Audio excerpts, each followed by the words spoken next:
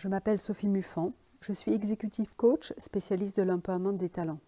J'ai créé Talent Talk pour laisser un espace aux talents désireux de partager la passion de leur métier et pour inspirer. Jimmy Benodis, tu es Global Head du French Business Network chez EY. Tu as réussi à créer ton job de rêve et tu as également un vrai talent pour créer du lien avec les personnes que tu rencontres. Bienvenue dans Talent Talk. Mon job, c'est en fait parti d'une idée très simple qui était de dire qu'on était dans un monde qui se globalisait. Ça, je te parle d'un raisonnement que j'ai tenu il y a à peu près 20 ans.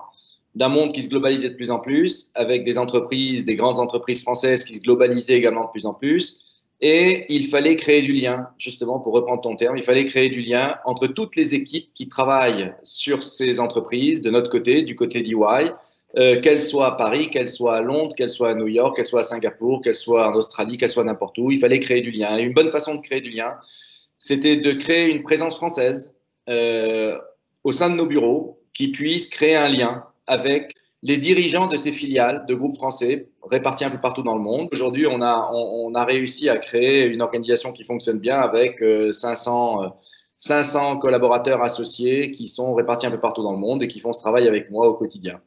Et c'est vrai que je peux en parler avec beaucoup de fierté, beaucoup de passion, parce que d'abord, ce n'était pas gagné au départ. Et puis c'est un truc que j'ai adoré faire pendant ces 20 dernières années. J'ai pris du plaisir quasiment tous les jours, même si ce n'est pas les journées entières, mais au moins un petit moment de la journée. Le lien entre les hommes est fondamental pour pouvoir exercer notre métier et avoir du succès.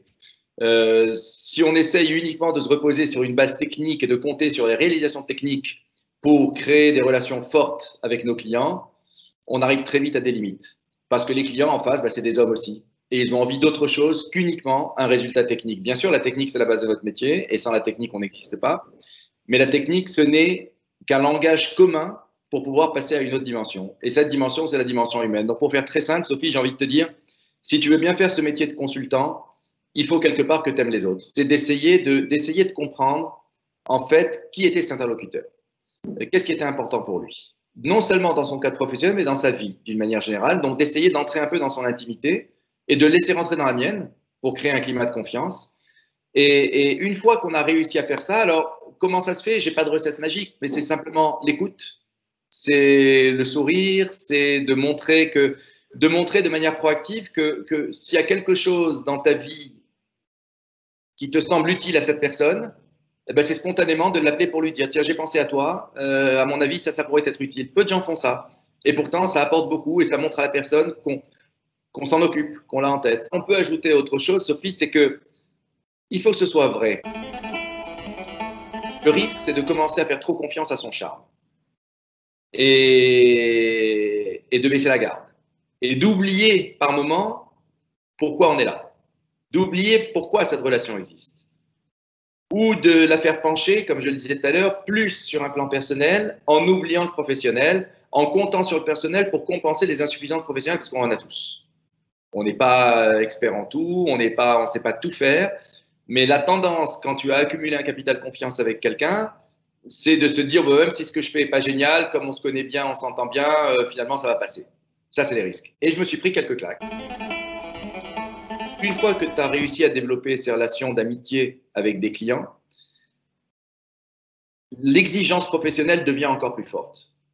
C'est parce que tu sais, qu'on te fait confiance, donc il faut la mériter en permanence, que si tu abuses de cette confiance, tu vas tout perdre. Tu vas perdre la relation personnelle et la relation professionnelle.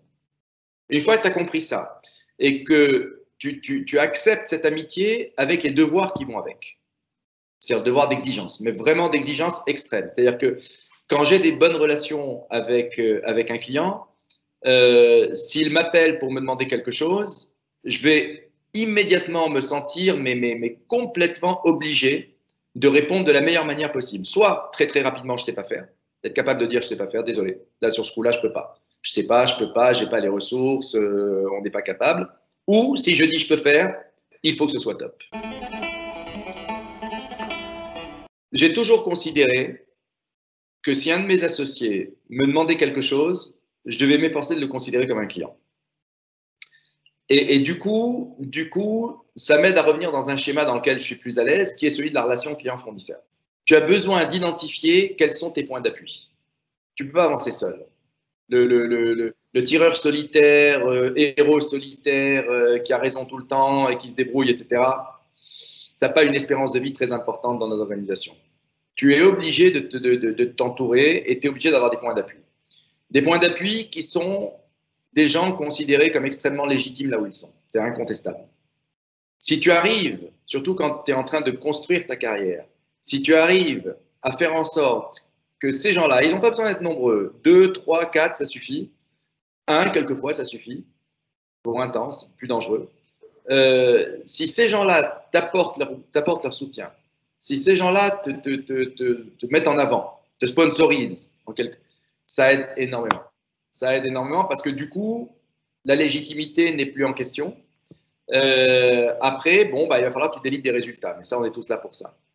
Alors, est-ce que c'est facile toujours entre associés? Est-ce qu'il n'y a pas de la rivalité? Bien sûr, bien sûr. Mais justement, c'est un travail en tout cas que moi j'ai fait, c'est d'arriver en permanence à me différencier et à expliquer à mes associés, à leur démontrer que jamais, jamais, jamais j'étais en concurrence avec eux.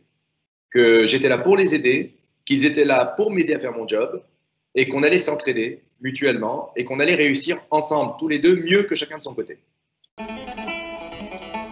D'abord, j'essaye de sortir du lit le plus tard possible. J'ai compris que la satisfaction, je ne parle même pas de la réussite, la satisfaction est dans l'action.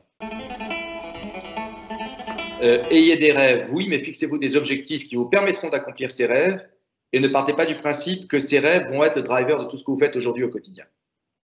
Donc, mettez-vous au boulot, fixez-vous des objectifs pour atteindre les rêves que vous voulez, mais sachez que le rêve que vous avez, vous ne l'atteindrez peut-être pas comme vous avez envie de l'atteindre. Il y a peut-être d'autres chemins. Un grand merci Jimmy pour ce partage. Je vous dis à bientôt pour un autre Talent Talk.